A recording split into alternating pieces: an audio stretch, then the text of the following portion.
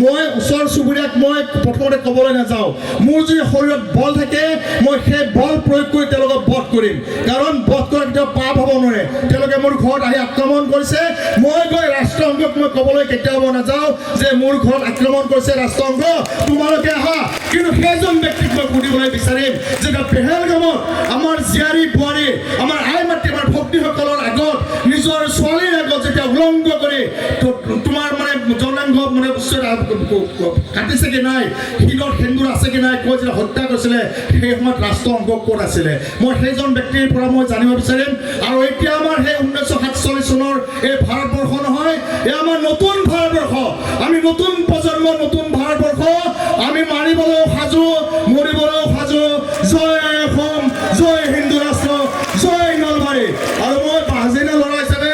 আপোনালোকৰ খিনি কথা কৈ আমনি কৰিলোঁ ভুল হ'লে ক্ষমা কৰিব আৰু প্ৰতিটো মুহূৰ্তত আপোনালোক আহিব শাস্ত্ৰৰ অস্ত্ৰৰ যদি জ্ঞান লাগে মোৰ আশ্ৰমলৈকে আহিব প্ৰতিটো